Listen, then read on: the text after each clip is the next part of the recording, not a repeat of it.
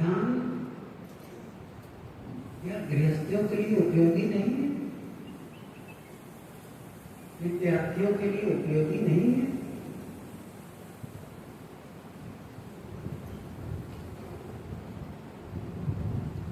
हमारे व्यवहारिक जीवन में ध्यान का क्या महत्व है? और ध्यान न करें तो क्या हो जाएगा?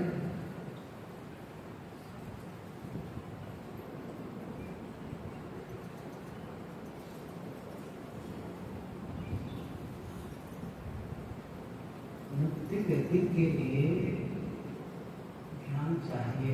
ध्यान द्वार है, ध्यान द्वार है जिसमें प्रवेश करके हम निर्वाण का अनुभव कर सकते हैं। लेकिन ध्यान का मतलब, ध्यान की साधना मन की साधना है। इस चीज को समझे थोड़ा सा। ध्यान की साधना मन की साधना है और मन की साधना पूरे जीवन की साधना है। आप अपने जीवन को परिष्कृत करना चाहते हैं,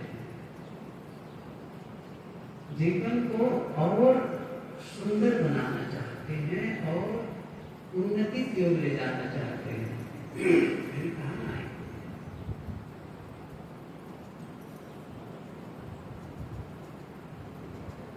11 कमांडमेंट्स ऑफ लाइफ मैक्सिमाइजेशन, संतोष नायक ने लिखी पुस्तक। जीवन उन्नयन के 11 कमांडमेंट्स। उन्नयन, या फिर आप एक कहें कि जैसा जीवन है ठीक है, इसे और बेहतर करने की क्या जरूरत है?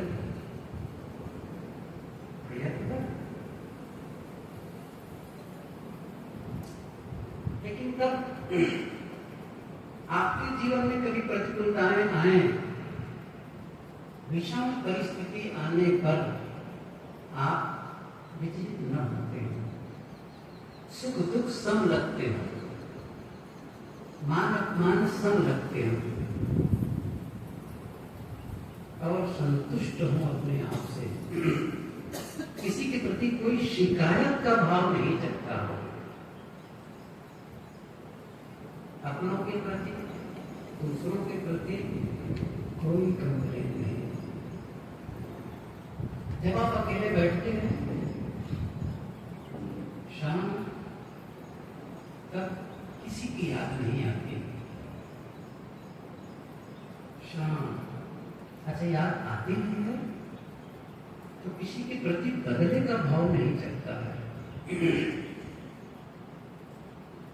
द्वेष, नफरत, घृणा वह मनुष्य का भाव नहीं जगता है।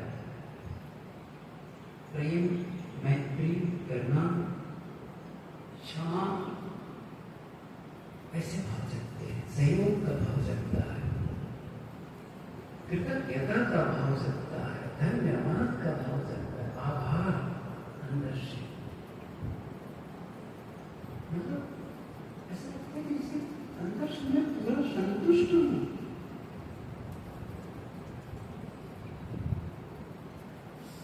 क्या ऐसा होता है? जिनके मन में ऐसा होता भी है ना, वे भी अकेले बैठ करके सबसे अलग होना चाहते हैं। गुरुदेव जी कहा करते थे कि वे दरों दीवार का एक घर बनाना चाहिए। वे दरों दीवार का एक घर बनाना चाहिए, एक ऐसा कक्ष जिसमें दीवार ना हो, जमीन न हो। वो कौन सा कक्ष है? आंतरिक, जिसको साहब ने कहा है कि शून्य महल में दीना बार में आसन से मत डोले। शून्य महल, वो एक ऐसा महल जो शून्य, वहां आप समय समय से प्रवेश करें। क्या होगा उससे?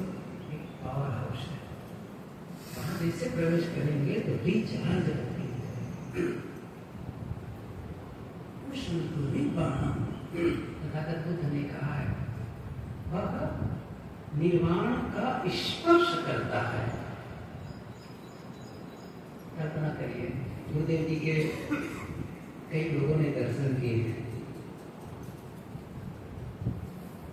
आपको रोज गुरुदेव जी के चरण स्पर्श करने को मिलेगा और कुछ देर बैठ करके उनके साथ कैसा लगेगा वो फीलिंग महसूस करो। वैसे कोई निर्वाण को, उस पवित्रता को, उस निर्मलता को स्पर्श करके आता है, फिर उसके पूरे शरीर और पूरे अंतस में वो जैसे प्रोत हो जाता है। जैसे रसगुल्ले में चीनी खाड़ रस भर जाता है, ऐसे ही उनका जो प्रभाव है वो आपके भीतर एकदम जैसे कोई, जैसे कैरेट की तरह वो समाया हुआ, और ऐसा महसूस हो कि बस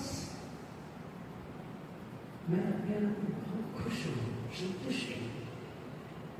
रोज करने को मिल जाए, रोज, और उसका पूरा प्रभाव जागृत काल में रहे, सपने में रहे, पूरा प्रभाव। निर्विकार मन कैसा हो बताओ? क्या वैसा जीवन नहीं चाहते हैं? क्या यह संभव है? क्या केवल बुद्ध के लिए संभव था, हम लोगों के नहीं? मैं एक बात बताऊं, जो योग्यता, जो काबिलियत लेकर के बुद्ध आए थे ना, वही योग्यता लेकर हम सब भी आए हैं। प्रकृति पक्षपात नहीं करती, इस सूत्र को याद करते हैं। कुदरत कभी भी पक्षपात नहीं करती। यह नहीं है कि कुदरत ने बुद्ध के लिए विशेष व्यवस्था कर दी, कबीर के लिए विशेष व्यवस्था कर दी, इसीलिए वो कल्याण के अधिकारी हुए। ऐसा कुछ नहीं, वो निष्पक्ष है। बस आप पर निर्भर करता है, मुझ पर निर्भर करता है, किसी दूसरे पर निर्भर नहीं करता है। प्रकृति की इतनी सुंदर व्यवस्था है, क्या बताओ? आप कब सोचे प्रकृति की व्यवस्था को? नेचर पावर, कभी सोचिए। इस पृथ्वी के अलावा, ख्याल करिए, इस पृथ्वी के अलावा करोड़ों करोड़ों करोड़ों किलोमीटर दूर कहीं चले जाओ, पौधा इतना बड़ा नहीं मिलेगा, कहीं एक नन्हा सा पौधा नहीं मिलेगा। कहाँ संभव है? यहाँ संभव है, इस एनवायरमेंट में ही संभव है। और जीवन कहाँ संभव है? यहाँ आप जीवित रह सकते हैं, खाने पीने सब की व्यवस्था, सांस लेने के लिए पर्याप्त ऑक्सीजन, पीने के लिए पर्याप्त पानी, अन्न, फल, फूल, कुदरत एकदम आपके लिए परोस रही है। और कुदरत को यदि हम उनकी अपेक्षा को देखें, यदि कुदरत की अपेक्षा को पढ़ें तो क्या चाहती हो? वो चाहती है सुख से रहो, आनंद अनुभव करो। योगियों की किताब है तालमुद, जैसे हमारे यहाँ कहते हैं वेद, मुसलमानों के यहाँ कुरान, यहूदियों के लिए वो ग्रंथ का नाम है तालमुद। वैसे उनकी उपासना स्थल का नाम है शिवनाथ।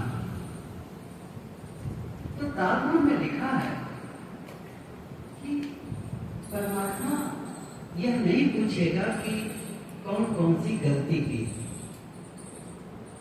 तुमने क्या क्या अपराध किया, वो हिसाब नहीं देगा, बड़ा उदार है। परमात्मा क्या पूछेगा? परमात्मा पूछेगा तुम्हें दुनिया में सुख पाने के लिए भेजा था, तुम सुखी क्यों नहीं रहे? क्या उत्तर देंगे? क्या बहाना बनाएंगे? मैं शांत क्यों नहीं कर पाया? क्या बहाना बनाएंगे? वो यही पूछेगा। कहने का मतलब है मुक्ति गति की बात तो आप अभी छोड़ ही दीजिए, ठीक है, आप मानते हो साधु संतों की, ठीक है, उनको रहने दीजिए। अभी सिर्फ जीवन नहीं चाहते ध्यान आप कहीं भी लगा लो, खाने में लगा लो, पीने में लगा लो, देखने में लगा लो। बहुत पुरानी कहानी जिसको मैंने न जाने कितनी बार दोहराई है, मन हो जाता है कहने के लिए, क्योंकि कहानी के माध्यम से वो बातें आपके सब कॉन्शियस में भेज दी जाती है चुपके से। सन्यासी की कुटिया में चोरी हो गई, चोर पकड़ा गया, जज के सामने उपस्थित किया गया, सन्यासी को बुलाया गया, पूछते हैं जज बताओ क्या चोरी हुई? मुझे सब कुछ, मेरा बिस्तर, मेरा तकिया, मेरा ओढ़ना सब बोलने लगा। चोर ने कहा हुजूर सन्यासी झूठ बोल रहा है, मैंने केवल कंबल चुराई है। सन्यासी ने कहा हुजूर कंबल मेरा बिछौना था, कंबल ही मेरा तकिया था, और कंबल ही मेरा ओढ़ना था, और कंबल चला गया तो सर्वस्व चला गया, सब कुछ चल गया, सब कुछ चोरी हो गई। ऐसे ही ध्यान को आप खाने में लगा लो, ध्यान को आप पीने में लगा लो, ध्यान को आप चलने में लगा लो, ध्यान को आप बोलने में लगा लो, ध्यान को आप सोचने में लगा लो, समग्र जीवन का दर्शन बन जाएगा। कहाँ नहीं चाहिए ध्यान पूर्वक बोलेंगे, कटु बोलेंगे, कैसा लगता है बताओ? क्या कटु भी सावधानी से बोली जाती है? कोई भी गलती हमसे होती है कि किसका परिणाम है? किसका परिणाम है? क्या हमने भीतर को परिष्कृत किया? किसी के प्रति दुश्मनी का भाव है, क्यों? उसने मेरा अपमान कर दिया, अब अपमान कर दिया, कटु कर दिया, अब हमारे मन में उसको सबक सिखाने की योजना बनने लगती है, उसको दुश्मन मान लेते हैं, प्रतिक्रिया चलती रहती है, बार बार उसके लिए मन में योजना बना रहे हैं। अब आप बताइए, उसने एक बात कर दिया, हम कितनी बार उसके लिए मन में रिपीटेशन कर रहे हैं, कितनी बार उसको दुश्मन मान करके याद कर रहे हैं। अंदर ही दुश्मन जब बैठा लेंगे तो बाहर की दुश्मन की जरूरत है? सबक सिखाना, बस ऐसा लगता है उसको जब तक सबक नहीं सिखाएंगे संतोष नहीं है, चैन नहीं है, और दुश्मनी बना बैठे, क्यों जरूरत है इसलिए? तो क्या होगा जानते हैं कि वो आपके प्रकट हो रहा जीवन में अंदर में कहीं आपने दुश्मनी पाल ली है, और ये व्यक्ति की दुश्मनी समाज की दुश्मनी बन जाती है, राष्ट्र की दुश्मनी बन जाती है। एक नेपाली नौकरी तलाशने के लिए, एक नेपाली, एक पाकिस्तानी और एक भारतीय किसी देश में गए, एक कमरा लेकर रहते थे। देश का नियम था शराब नहीं पीना है, शराब पीना जुर्म, और वे तीनों चोरी चोरी शराब पीते थे। एक दिन पुलिस ने घेरा डाल दिया, पकड़े गए, जज के सामने ले गए। जज ने दंड स्वरूप 20 कोड़े की सजा सुनाई और सजा के साथ साथ जज ने कहा, आज मेरी चौथी बेटी का जन्मदिन है, इसके उपलक्ष्य में आप लोगों की सजा में कुछ रियायत कर दूंगा, कुछ मांगना मांगो।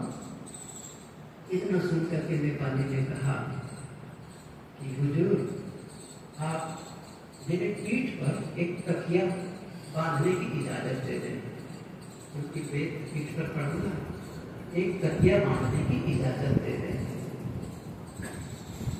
अब तकिया बांध दी गई, वेद पढ़ने लगे।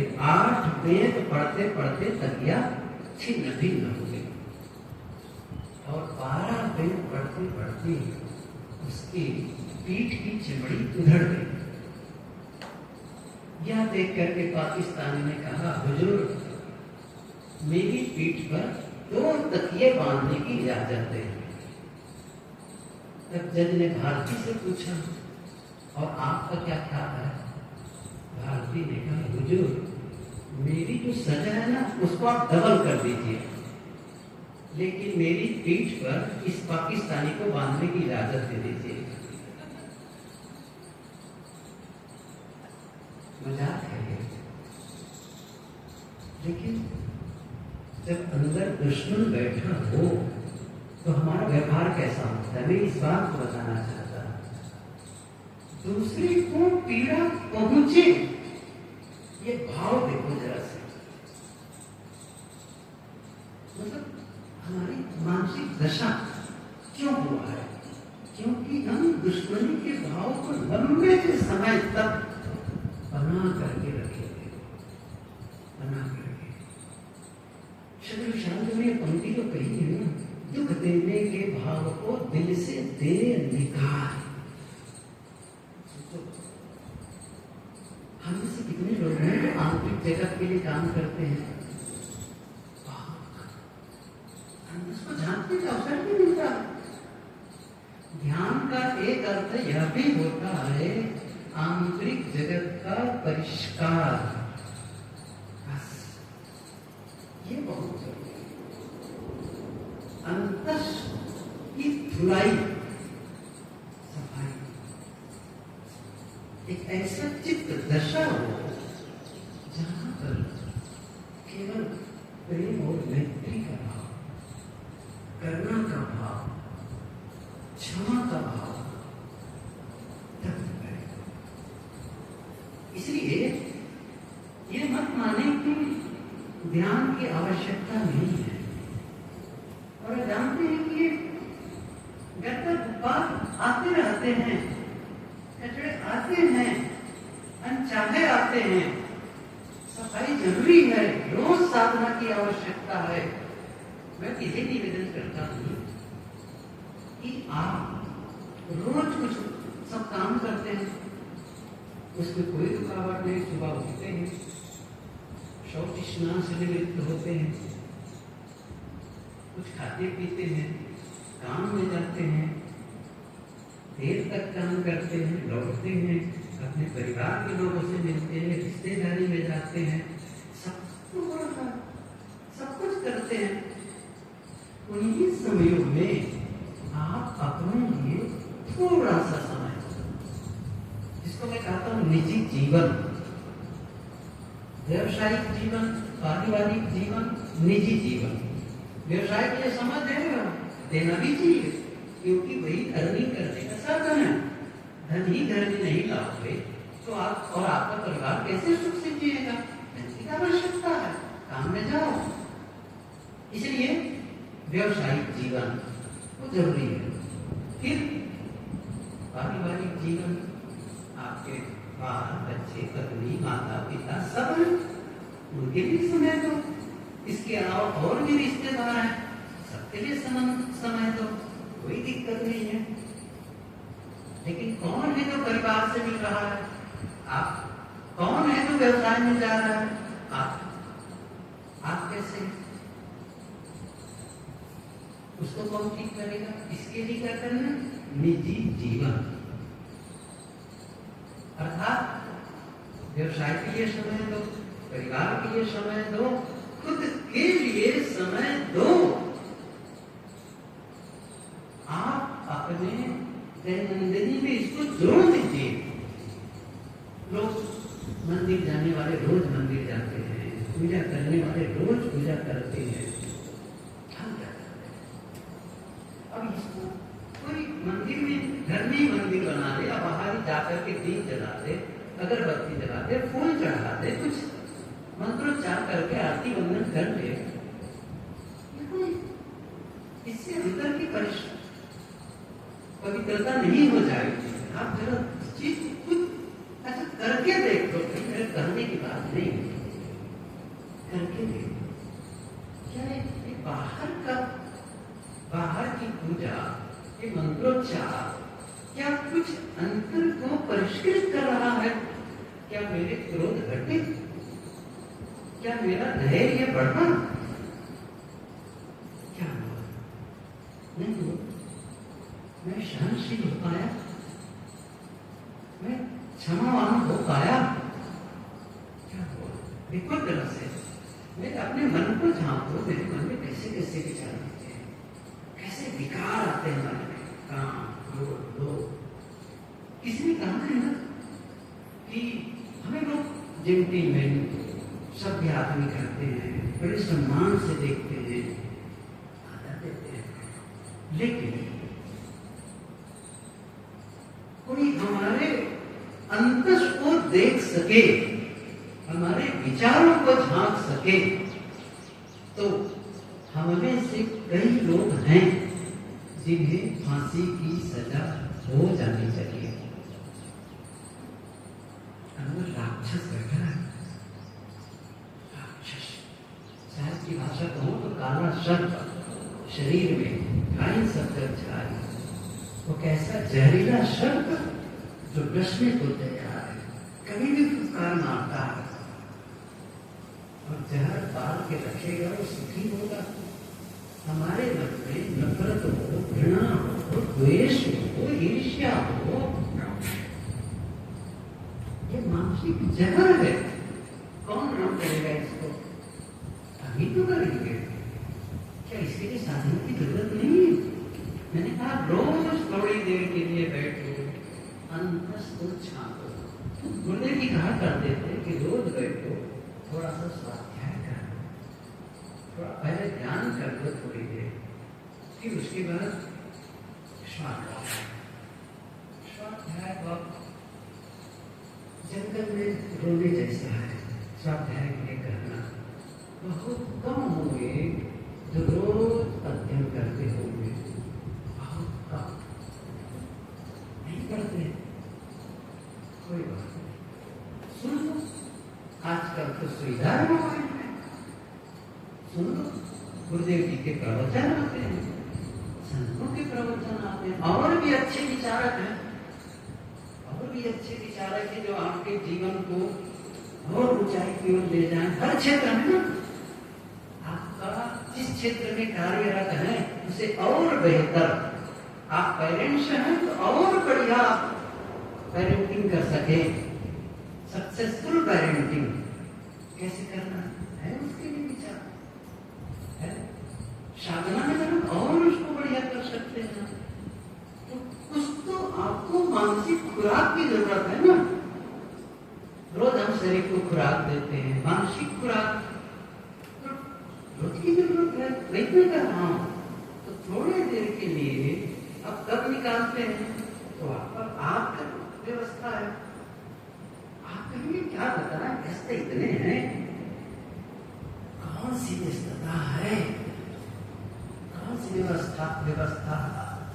व्यस्तता है जो आप अपने लिए समय नहीं निकाल पा रहे हैं। और तब जैसे उसी प्रकार की बात हो गई, जैसे एक आदमी गाड़ी से जा रहा हो, सामने इंडिकेट कर रहा है क्या, फ्यूल पेट्रोल कम, रेड लाइट हो गया, फिर कम हो गया है, आपका बहुत जल्दी जाना, बहुत तेज चलना है। बहुत जरूरी है जाना, भागे जा रहे हैं, भागे जा रहे हैं। अंत में क्या हुआ? आपकी गाड़ी रुक गई। क्यों रुक गई? पेट्रोल खत्म। अच्छा, कहाँ रुक गई? वहां जहां दूर दूर तक पेट्रोल पंप नहीं है। अब किनारे लेकर खड़े कर दिए और आपके बाजू देख रहे हैं सड़कों पर गाड़ियां आ रही हैं, जा रही हैं, आप खड़े देख रहे हैं। अच्छा, देख नहीं रहे हो, क्या करें? अंदर में मन में गड़बड़ा रहे हैं। सरकार भी बहुत ना समझ है, यहाँ पेट्रोल पंप नहीं खोलना चाहिए। क्या कह रहे हैं? नाराज किसके लिए हो रहे हैं? यहाँ पेट्रोल पंप नहीं खोलना चाहिए। देखो पेट्रोल गाड़ी खत्म हो गई है। अच्छा, जहाँ पेट्रोल पंप था वहां क्यों नहीं खड़ा? अरे मुझे जल्दी थी ना। समझ रहे मैं क्या कहूँ? मेरे मैसेज समझ रहे हैं ना?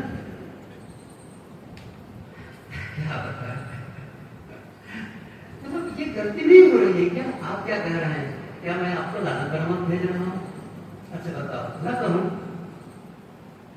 और कैसे जागे?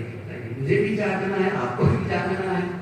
होश तो संभालने जरा से, अपने लिए समय नहीं है।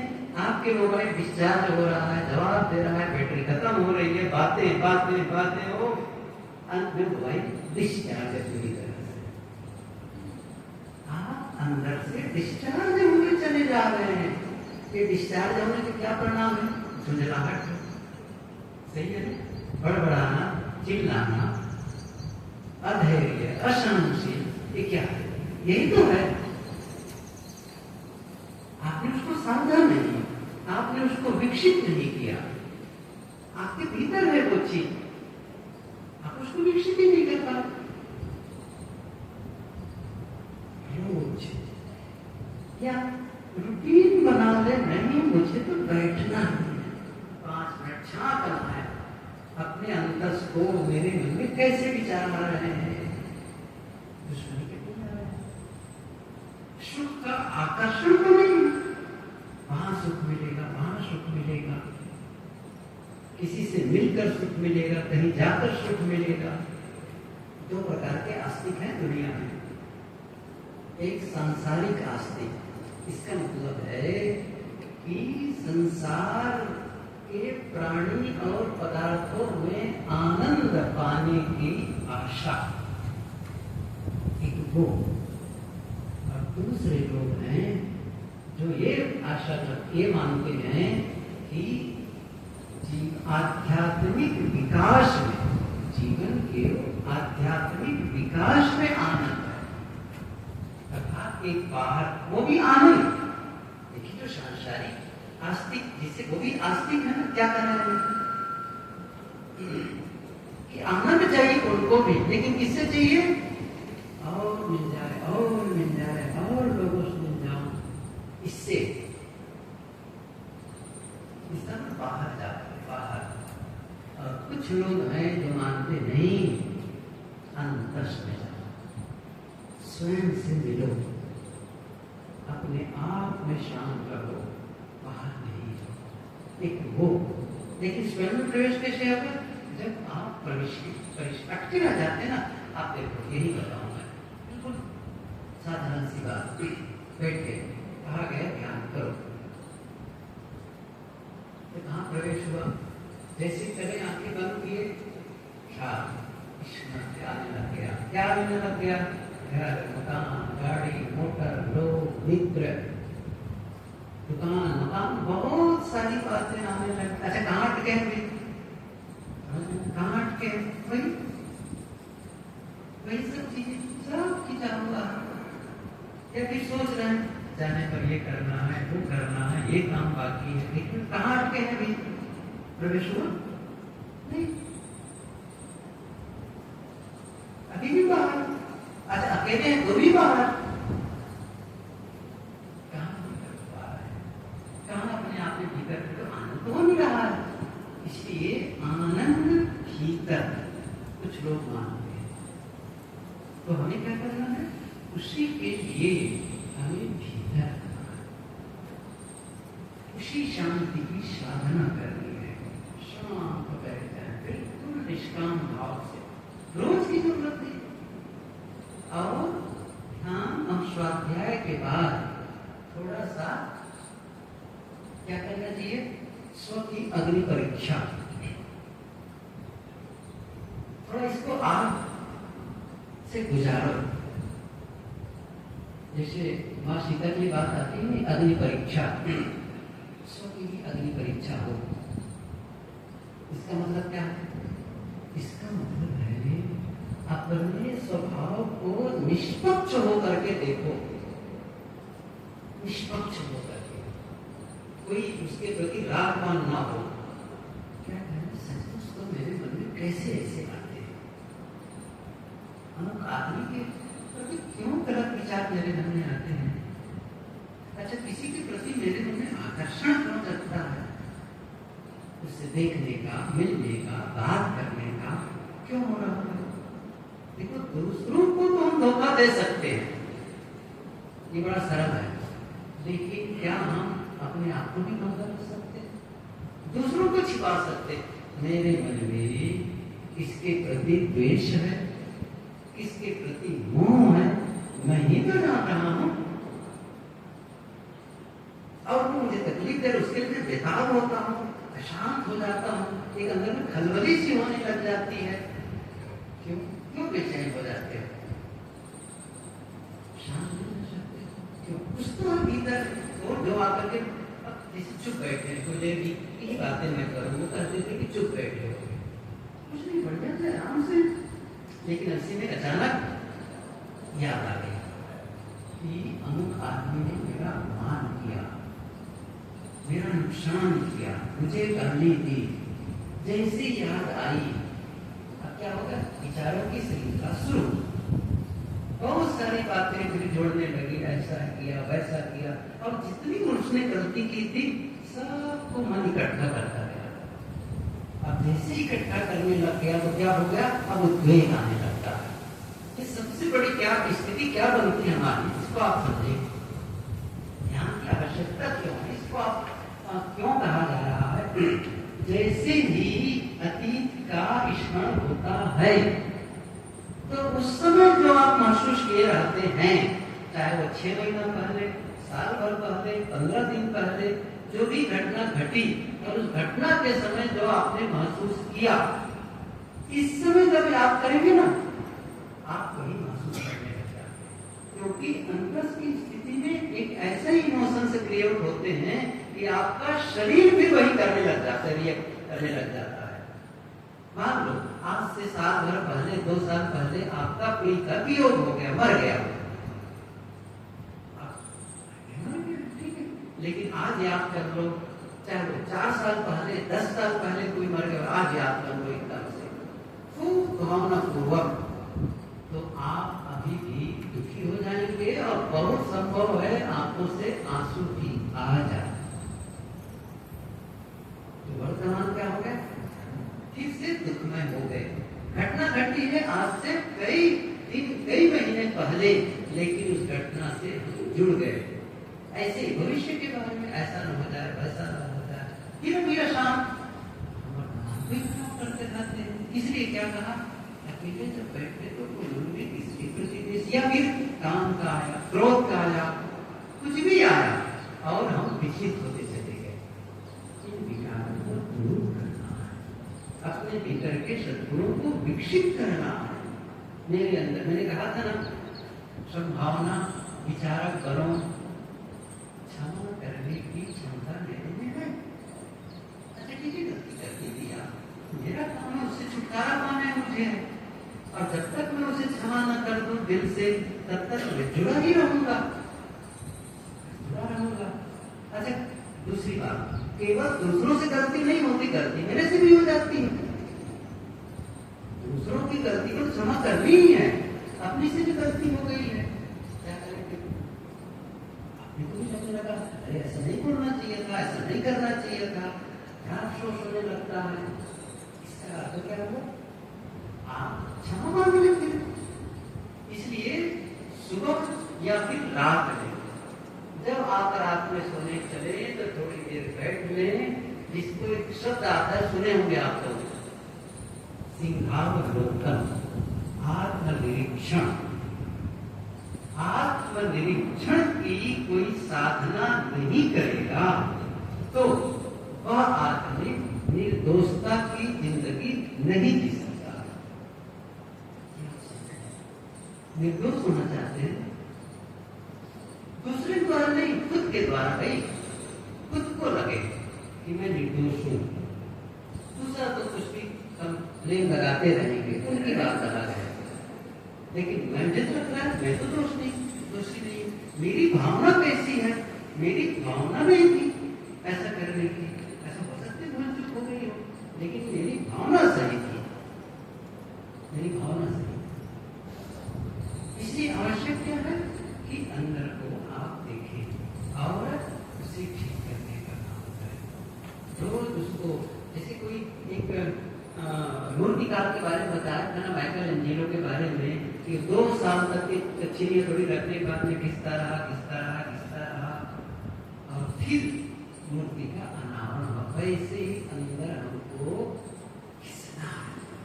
हमारे व्यक्तित्व में जो खुरदुरे अंश हैं, बहुत सारे, क्या करना है, शून्य बनाना है, रोज करने की जरूरत है। नित हर्षान लोहा खुद छूटे, नित की गोष्ठी माया टूटे। रोज 3 दिन 4 दिन 5 दिन आप शिविर में शिविर हो गए, यहाँ एक तो सीख करके जाना है। क्या सीख करके जाएंगे, क्या लेकर के जाएंगे? यहाँ कोई ऐसा थोड़ी कोई मुक्ति मिल गई है। आपको क्या लगता है, बस अब तो मन बिल्कुल निर्वाक हो गया? एक प्रशिक्षण स्थल है भाई ये, और प्रशिक्षण देकर के जा रहे हैं। बहुत सारी बातों को अब जीवन में आने देना है। अब ये बातें जीवन का हिस्सा बने, अब वो जीवन से जुड़ जाए बिल्कुल, काम का होगा। और बहुत ही स्थूल चीजें भी करना चाहें तो आप इसको इस ढंग से समझें कि यहाँ जब आते हैं या किसी भी सत्संग स्थल में जाते हैं, किसी धर्म के स्थल पर जाते हैं, और क्या उसका उपयोग घर में जाकर करना चाहिए? नहीं करना चाहिए। जैसे यहाँ संत मिले तो क्या करते हैं? तो नहीं करते हैं, पैर छूना चाहते हैं। क्या सीखे यहाँ पर?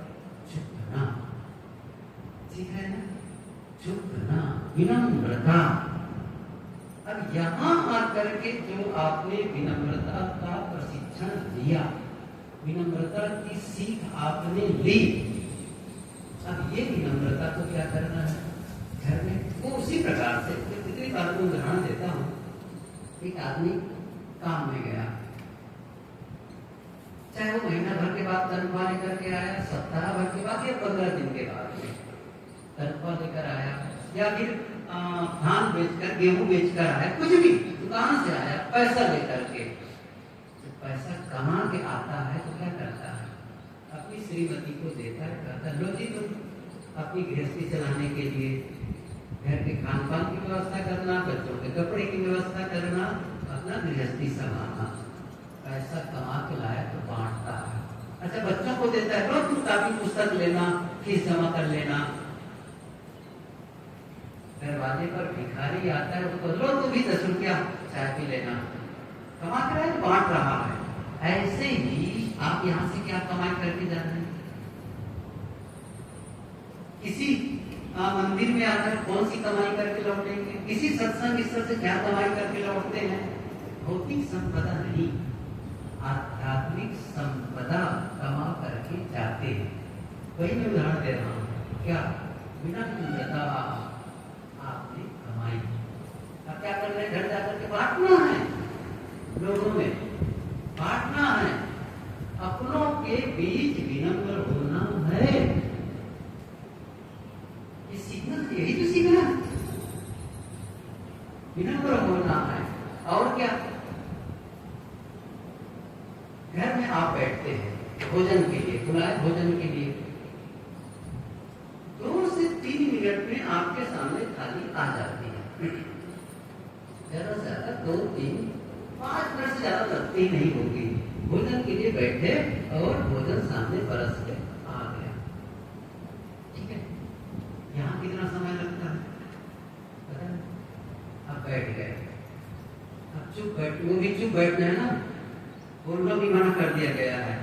अब थाली आ रही है, बाटली आ रही है, अच्छा उसके बाद में सब्जी रोटी वाले आ ही नहीं रहे, देखो ना, दाल वाले दिखाई नहीं देते हैं, मुश्किल से आई रोटी।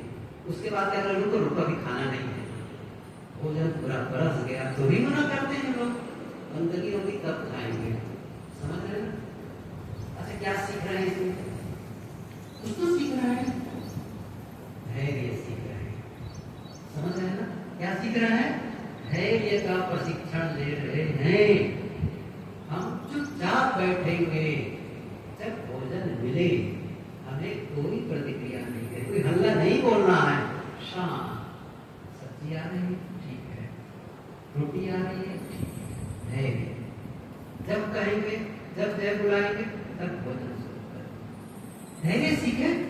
क्या कौन सी कमाई करके कमाई किए कि धैर्य की, सहनशीलता की। घर में जाकर क्या करेंगे? बांटो, समझ रहे? अब बांटो, वहां भी धैर्यवान हो, वहां भी सहनशील हो। यही तो संपदा लेकर के जाना है, यही तो ले जाना है। और नहीं बांट रहे ले जाकर के तो फिर क्या मतलब है? क्या कमा करके गए? फिर वही उतावलापन, वही चिल्लाहट, वही हड़बड़ाना। नहीं, यहाँ सीखे हैं कई दिनों तक। और दूसरी बात क्या है? भोजन तो आया, स्वाद नहीं, समझ रहे ना? वो वाला स्वाद नहीं। देखो ना, मिर्चा है तो नमक नहीं, दाल देखो तो ऐसे ही है, फिर स्वाद भोजन। पापड़ तो बिजली का नामे नहीं है, समझ रहे? अच्छा कौन चिल्लाया फिर? जो भोजन मिला स्वीकार भाव, सही नहीं है, ठीक है, जो मिला भैया, जीना ही तो है, ठीक है। कौन सी संपदा कमा रहे हैं? स्वीकार भाव, अस्वाद, कोई बात नहीं, जो मिल रहा है स्वीकार, बिना कंप्लेन किए, बिना शिकायत के स्वीकार करना है। ये जो संपदा आप कमा रहे हैं ना यहाँ, उसको घर जाकर के अपनों में बांटना है, बांटना है। ध्यान तो आप करके ही फायदा पाएंगे, आपके लिए है, लेकिन ये जो सामान्य व्यवहारिक बातें हैं ये आपके लिए अच्छा है। और यहाँ से लौट करके यदि संपदा को बांटे घर वालों में, तो घर वालों को सुकून नहीं मिलेगा, अच्छा नहीं लगेगा क्या? उनको लगेगा कुछ तो बदलता रहा है, सही है ना? उनको क्या लगेगा? कुछ तो परिवर्तन हुआ। यहाँ स्वच्छता, साफ सफाई, स्वच्छता, कम बोलने की आदत, धीरे बोलने की आदत।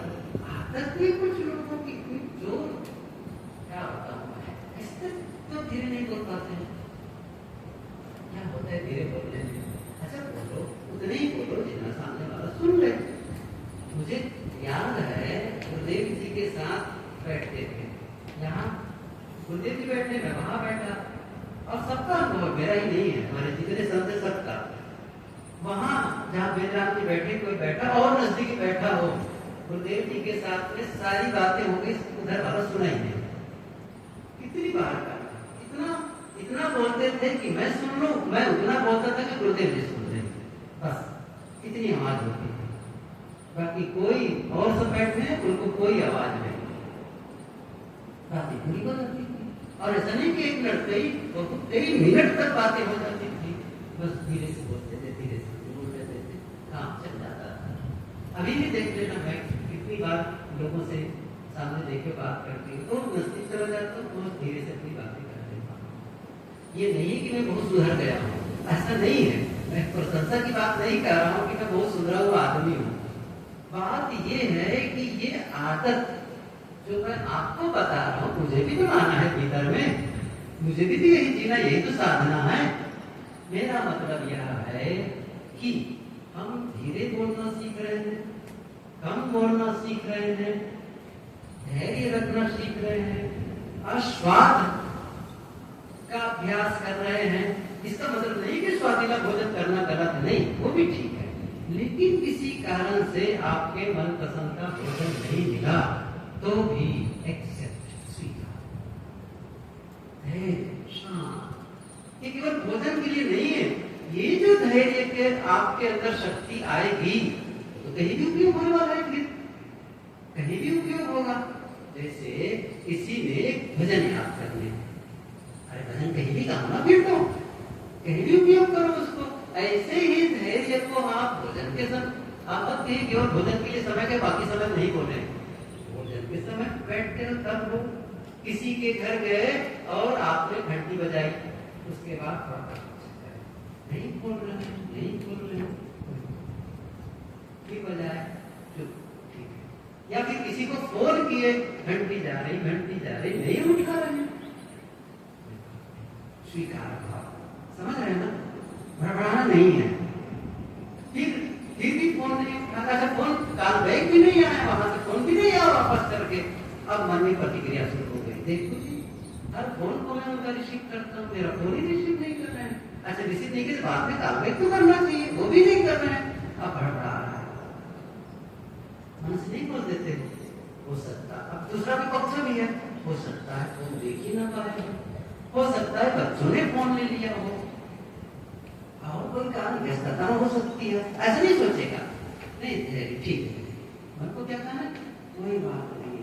और होता क्या परिणाम में, जब कई बार मन ने ऐसा सोचा, कहीं उनका फोन या रिसीव कर लिया या उनका फोन आ गया, तुरंत कंप्लेंट बोर्ड में, अरे मैंने कितनी बार फोन किया, फोन ही नहीं रिसीव करते हो, आप सोचो, अब उसने बताया भैया ऐसी ऐसी बात है, क्या करा, अरे भाई तब लगेगा क्या, मुझे ऐसा तो नहीं बोलना चाहिए था, धैर्य खो दिया ना, वहां भी कोई बात नहीं, कभी भी फोन करो और ना उठा सीधा कहो, इतना कह सकते हो, मैंने फोन किया था, आप बहुत व्यस्त रहे होंगे, शायद फोन रिसीव नहीं कर पाए, एक ढंग ये है, क्या जरूरी है कि कंप्लेन करना है, उसको शिकायत करना है, ऐसा भी तो कर सकते हैं। मेरा मतलब है कि यदि आप धैर्य का प्रशिक्षण लेकर जा रहे हैं, विनम्रता का प्रशिक्षण लेकर के जा रहे हैं, तो इसका उपयोग घर में करना है, बांटना है, मैंने कहा है भौतिक संपदा धन कमा के लाते हैं, बांटते हैं लोगों में, यहाँ कौन सी कमाई कर रहे हैं, विनम्रता की कमाई, धैर्य की कमाई, सहनशीलता की कमाई, स्वीकार भाव और धन्यवाद का भाव, कृतज्ञता का भाव है ना, कृतज्ञता का भाव जगे सबके प्रति, ये चीज तो छूटती चली जा रही है हमारे जीवन से, ग्रेटिट्यूड, सबके प्रति धन्यवाद का भाव जगे, सबका सहयोग मिले। बहुत अच्छे में मैं पढ़ रहा था, जस्ट आने के पहले बुद्ध के जीवन की बात,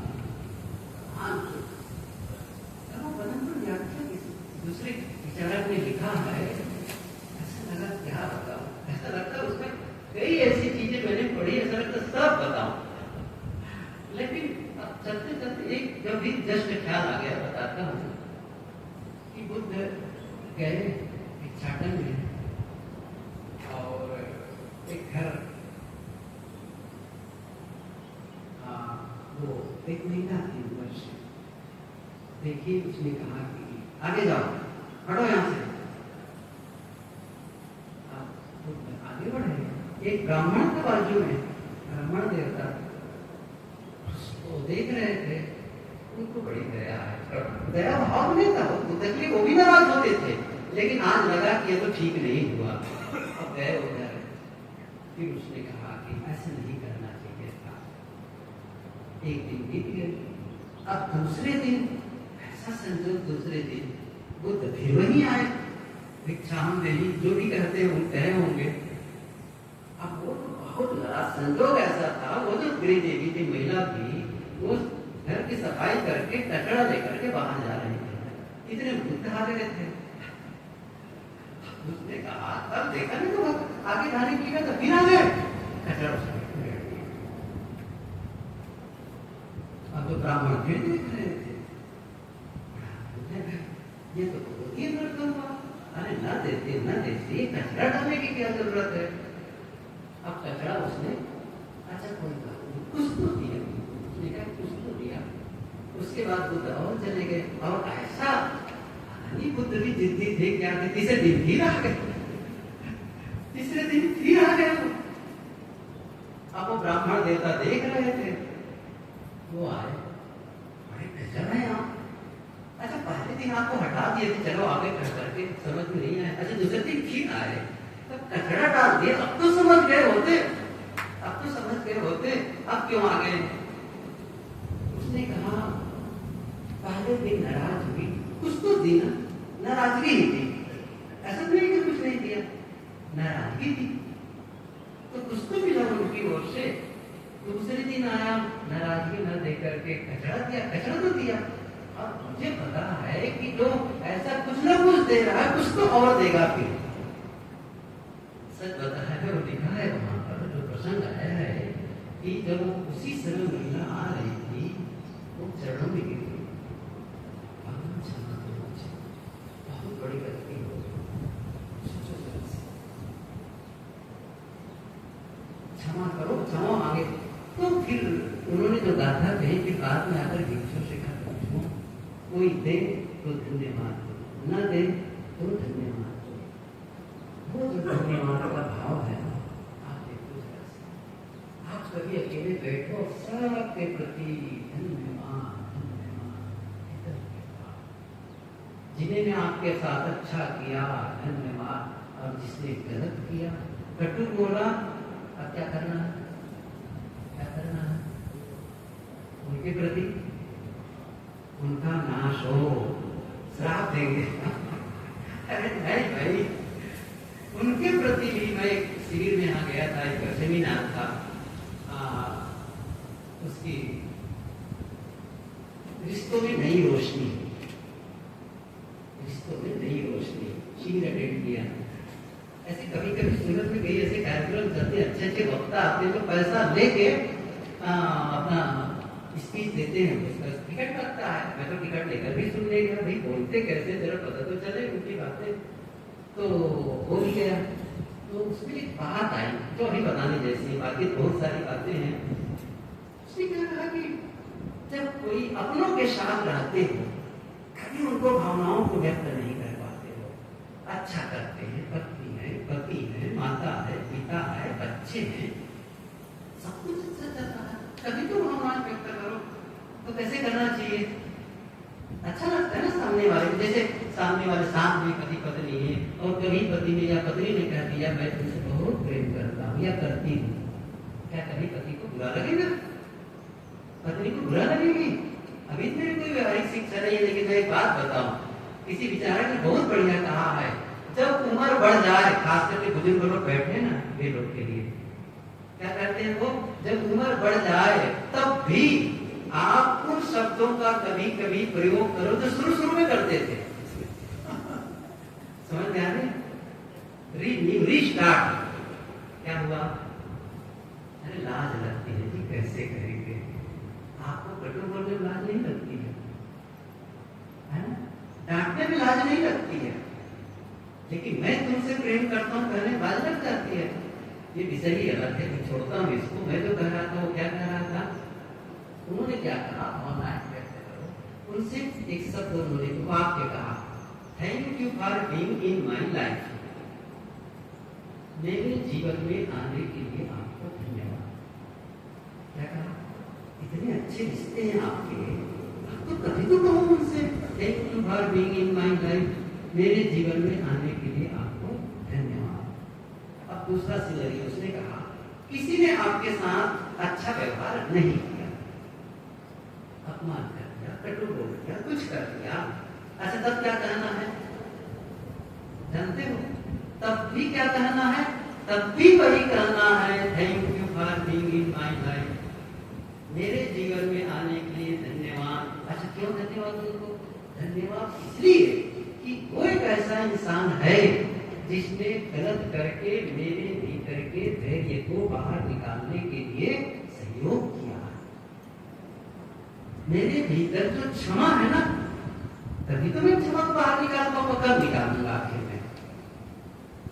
कब निकालूंगा? जब उनकी गलती होगी। उनकी गलती पर, ऐसे उसने उदाहरण दिया कि जैसे आजकल क्रिकेट का बड़ा महत्व है, तो क्रिकेट में एक आदमी एक होता है जो उधर से गेंद फेंकता है और दूसरा होता है बल्ला से गेंद को मारता है। अच्छा, गेंद ना फेंके तो फिर वो रन बना पाएगा? नहीं बना पाएगा। गेंद फेंकने वाले का उद्देश्य क्या होता है? उसे आउट करूं, उसके गिल्ली में घेर दूं, सामने स्टंप है उसको खत्म, गिरा दूं उसको, इसको आउट करूं। और ये क्या कहता है? मैं सेंचुरी लगाऊं। जब तक गेंद नहीं फेंका जाएगा तब तक वो रन नहीं बनाएंगे, सेंचुरी नहीं बना सकता है।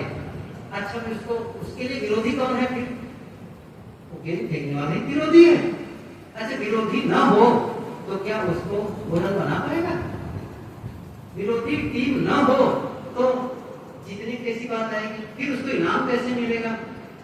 विरोधी का होना जरूरी है, जरूरी है। यदि वो गेंद फेंकने वाला विरोधी नहीं होगा, किसी मित्र ने तू गेंद तो फेंक, मुझे बल्ला को बैटिंग करनी है, क्या उसकी जरूरत नहीं है?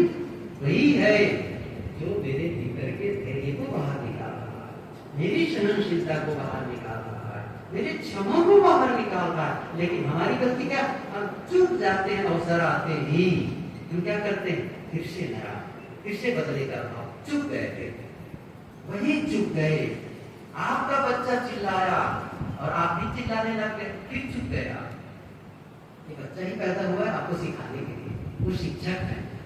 आप कितना आपके भीतर पैशन है वो बता रहा है। हर बार हम चुपते चले जाते हैं, नहीं, अवसर तो प्रकृति हर बार देती है, हम वही गलती दोहराते चलते हैं। उनके क्या कहना है? तो खैर, धन्यवाद का भाव जगे। रोज ये काम करना है आपको, सबके प्रति, अपनों के प्रति, अपने परिवार के प्रति, पूरे यूनिवर्स के प्रति कृतज्ञता का भाव जगे। देखो आपके भीतर कैसी पवित्रता का भाव जगेगा। सबके प्रति प्रेम, प्रेम, मैत्री, मैत्री भाव तो जगाकर देखो। अंदर जो आपकी फीलिंग होगी ना, ऐसा बदलेगा, आपको लगेगा कि सचमुच ये जीवन तो अलग ही है। तब आप कह सकेंगे एक दिन, आहा जिंदगी। क्या महसूस करेंगे? क्या महसूस करेंगे? आहा जिंदगी। और ये महसूस नहीं करेंगे तो उल्टा क्या होगा? हाय हाय जिंदगी। अब आपका निर्भर है, आप हाय हाय जिंदगी महसूस करना है कि आहा जिंदगी, ये आपका चुनाव है। थोड़ा समय बचा है, बहुत सारी बातें हो गई, कुछ तो संपदा है जो लेकर के जाना है यहाँ से। तो मैंने जो ध्यान की बातें कही कि जो केवल इतना ही नहीं कि मोक्ष गति के लिए, आपके दैनिक जीवन में भी उपयोगी है। कैसे लेकर जा सकते हैं ये आपका निर्भर है। थोड़ी देर के लिए आप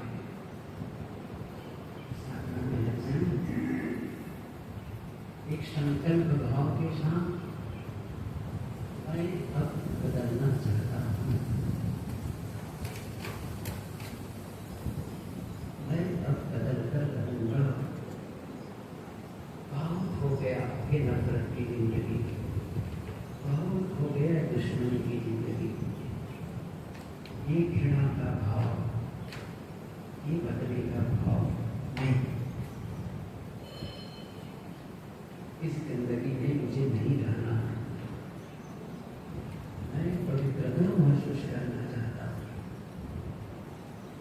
मैं बदलना चाहता हूँ, मैं बदल के ही रहूँ।